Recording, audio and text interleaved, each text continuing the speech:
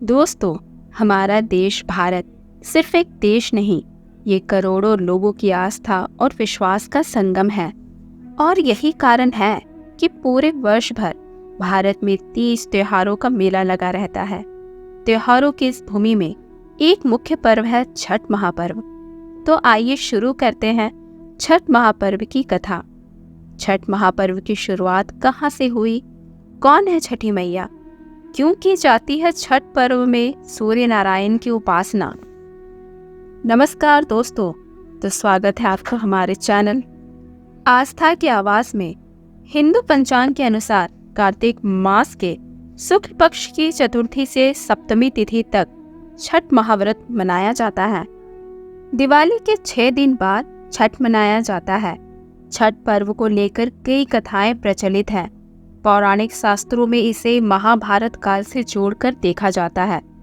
जब पांडव जुए में अपना सारा राजपाट हार गए, तब द्रौपदी ने छठ का व्रत रखा। द्रौपदी के व्रत के फल से पांडवों को अपना राजपाट वापस मिल गया था।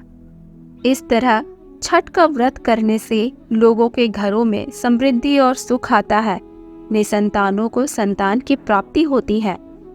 एक प्राचीन कथा के अनुसार राजा प्रियव्रत को कोई संतान नहीं थी। तब महर्षि कश्यप ने पुत्रेष्टि यज्ञ कराकर उनकी पत्नी मालिनी को यज्ञाहुति के लिए बनाई गई खीर दी। इसके प्रभाव से उन्हें पुत्र हुआ, परंतु वह मृत पैदा हुआ। प्रियव्रत पुत्र को लेकर शमशान गए और पुत्र वियोग में प्राण त्यागने लगे। उसी वक्त भगवान की मानस कन्या देवसेना प्रकट हुई और कहा कि सृष्टि की मूल प्रवृत्ति के छठे अंश से उत्पन्न होने के कारण मैं षष्ठी कहलाती हूँ। राजन, तुम मेरा पूजन करो और लोगों को भी प्रेरित करो। राजा ने पुत्र इच्छा से देवी षष्ठी का व्रत किया और उन्हें पुत्र रत्न की प्राप्ति हुई। जिस दिन राजा ने यह व्रत किया था, उस दिन कार्तिक शुक्ल षष्ठी तिथि थी। तभी से छठी अर्थात षष्ठी मैया की पूजा की जाती है। एक अन्य कथा भी है जो राम जी एवं सीता मैया से जुड़ी है। 14 वर्षों के वनवास के बाद जब सीता माता एवं राम जी अयोध्या पहुंचे थे, तब रावण वध के पाप से मुक्त होने के लिए उन्होंने ऋषि मुनियों के सलाह अनुसार राजसूय यज्ञ करने का निर्णय लिया। इस कार्य के लिए उन्होंने मुद्गल ऋषि को नियुक्त किया। मुद्गल ऋषि ने माता सीता पर गंगा जल का छिड़काव कर उन्हें पवित्र किया एवं कार्तिक मास की शुक्ल पक्ष की षष्ठी तिथि को सूर्य देव की उपासना करने का आदेश दिया। माता सीता ने मुद्गल ऋषि के आश्रम में रहकर 6 दिनों तक सूर्य नारायण की उपासना की थी। अन्य मान्यताओं के अनुसार छठ सबसे पहले सूर्य पुत्र कर्ण ने सूर्य देव की पूजा शुरू की। कर्ण भगवान सूर्य के परम भक्त थे। वह प्रतिदिन घंटों कमर तक जल में खड़े होकर सूर्य को अर्घ देते। सूर्य की कृपा से ही वह महान योद्धा बने। आज भी छठ अर्घदान की यही पद्धति प्रचलित है। इस पर्व को स्त्री पुरुष समान रूप से मनाते हैं। छठ पूजा 4 दिवसीय उत्सव है। इसकी शुरुआत कार्तिक शुक्ल चतुर्थी को तथा समाप्ति कार्तिक शुक्ल सप्तमी को होती है। इस दौरान व्रतधारी लगातार 36 घंटे निर्जला व्रत रखते हैं। अब जानते हैं कौन है छठी मैया और छठ में क्यों की जाती है सूर्य देव की उपासना। माना जाता है छठी मैया भगवान सूर्य देव की बहन है, जिनकी पूजा के लिए छठ मनाया जाता है। छठी मैया को प्रसन्न करने के लिए भगवान सूर्य की आराधना की जाती है। छठी मैया का ध्यान करते हुए लोग नदी अथवा सरोवर के किनारे छठ महापर्व का त्योहार मनाते हैं। इसमें सूर्य की पूजा अनिवार्य है। साथ ही किसी नदी में स्नान करना भी।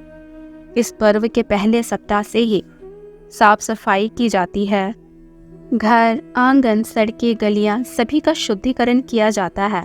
4 दिवसीय इस त्योहार में पहला दिवस होता है नहाय खाए का। कार्तिक शुक्ल चतुर्थी को अर्थात प्रथम दिवस में नहाय खाए मनाया जाता है।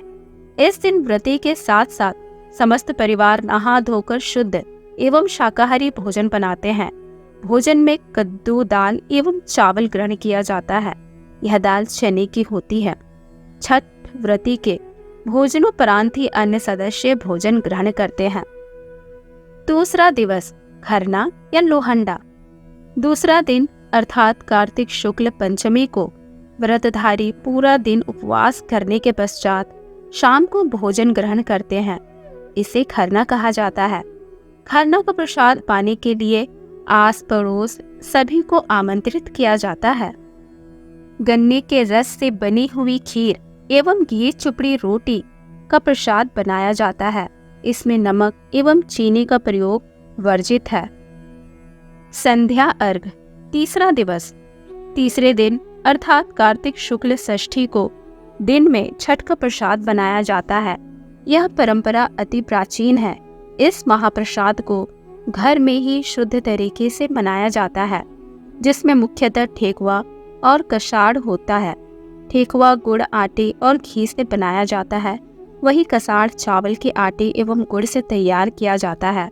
इसके अलावे इस पर्व में मौसमी फलों एवं सब्जियों का भी भरपूर प्रयोग होता है। छठ में प्रयोग होने वाले बर्तन बांस अथवा मिट्टी के बने होते हैं, जो पूरी तरह से इको फ्रेंडली होते हैं। शाम को पूरी तैयारी के साथ हर एक वस्तु का ध्यान रखते हुए बांस के स्तूप में अर्घ का सामान सजाया जाता है। व्रती के साथ साथ आस पड़ोस एवं समस्त परिवार भी सूर्य को अर्घ देने घाट पहुंचते हैं। छठ व्रत सामूहिक पूजन है। सभी व्रती किसी नदी अथवा सरोवर के पास इकट्ठा होकर सूर्य को अर्घ दान करते हैं। अर्घ में दूध एवं जल का प्रयोग होता है। उषा अर्घ। चतुर्थ दिवस। कार्तिक शुक्ल सप्तमी के सुबह उगते हुए सूर्य को अर्घ दिया जाता है। सभी पुनः सुबह इकट्ठा होते हैं एवं पिछले शाम की प्रक्रिया को दोहराया जाता है।